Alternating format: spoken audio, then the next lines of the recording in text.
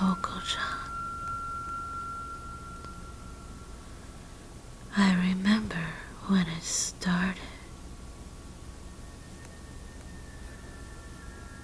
The woman next door was strangled to death in her bed,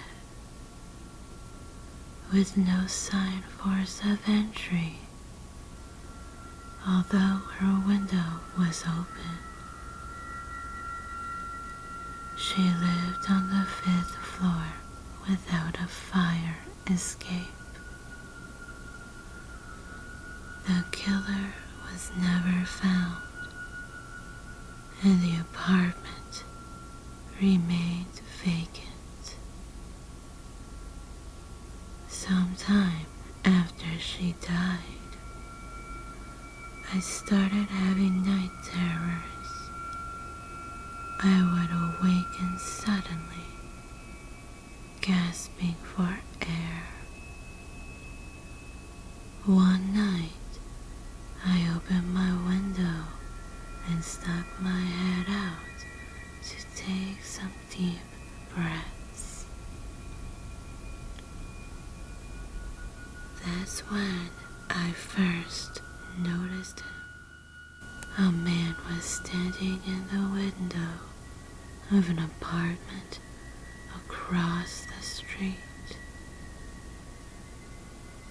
It was the only one with the lights on, and his body was just a silhouette. I couldn't really make it out at first, but he seemed to be outstretching his arms toward the window. The next night, I awoke again in a panic. This time, it really felt like someone was choking me, but there was no one there. I assumed the incident with the woman next door was just making me paranoid. For the first time in my life, I was a little scared to be alone. As I opened the window for some fresh air, I noticed him again. Just as the night before, there was one apartment across the street with a light on, and a man standing in the window with his arms outstretched. Is that all this guy does? I muttered to myself. Maybe he's not right in the head. I had an eerie feeling that he was looking right at me, but it was hard to see. I closed the window, pulled the shades, and went back to bed. I was getting curious about the man in the apartment across the street, so I bought some binoculars. During the day, I watched his window to see if there was anything strange going on. There was no activity, not even any furniture that was visible from the window. Had he moved out since last night?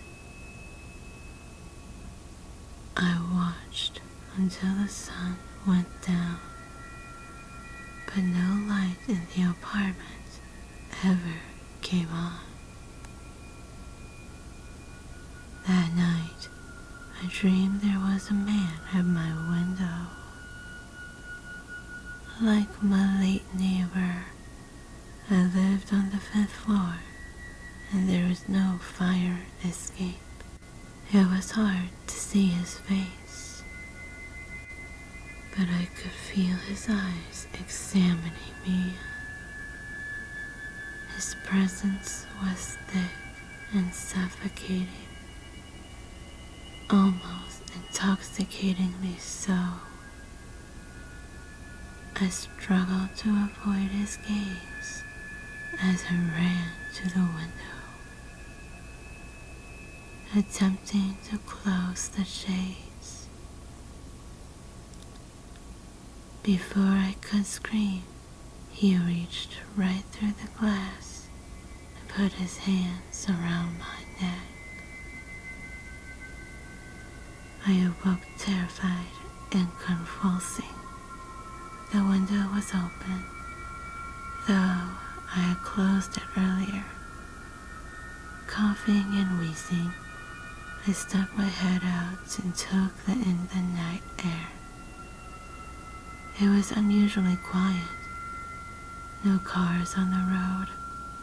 Looking down at the street, there was a long stretch of light penetrated by a looming shadow. Reluctantly, I panned up to find the source. Again, there was one apartment across the street with a light on, and a man standing in the window with his arms outstretched. I grabbed my binoculars to get a closer look. Immediately, I was petrified. He was most definitely staring at my window, and his arms seemed to be reaching for me. I locked the window, pulled the shades, and hid under the blankets. Each night, I became more paranoid. I stopped looking out my window and kept it locked at all times with the shades drawn. Even so, I can still feel him staring at my apartment. I thought about calling the police, but I still wasn't sure if it was all in my head. Then came that horrible night. As usual, I awoke in hysterics. My window was still locked, but the shades were up. I looked across the street, and the man with his arms outstretched had his window open. This was my chance. If he could hear me, maybe I could get a response out of him. "What the hell are you looking at?" I shouted, but there was no reply. The man remained silent and motionless, his arms extended slightly beyond his open window. I thought he would be at least startled, but he showed no sign of acknowledgement. "Why do you stand there every night?" Still nothing. Just as I turned away, his light went out. I looked back to see if he was still standing there, but it was too dark. I slammed the window shut, locked it, pulled the shades, and turned on the TV. There was no way I was going back to sleep, or at least that's what I kept telling myself until I started to pass out. I couldn't help it, so I shut off the TV and climbed into bed. Later that evening, I had another night terror. feeling like I was being strangled. The sensation didn't stop. However, this time I was really being strangled. Two real hands were clasped around my neck, attempting to squeeze the life out of me. As I struggled to break free, I tried to get a look at my attacker. I followed the arms, expecting them to lead to a body, but they just kept going. They stretched all the way to and through my open window. I couldn't believe it. Arms were reaching into my 5th store window, all the way to my bed, and were choking me. I flailed around, trying to wrestle away from the freakish extremities. Kicking and scratching didn't faze them, and the grip was so tight that it hurt to move.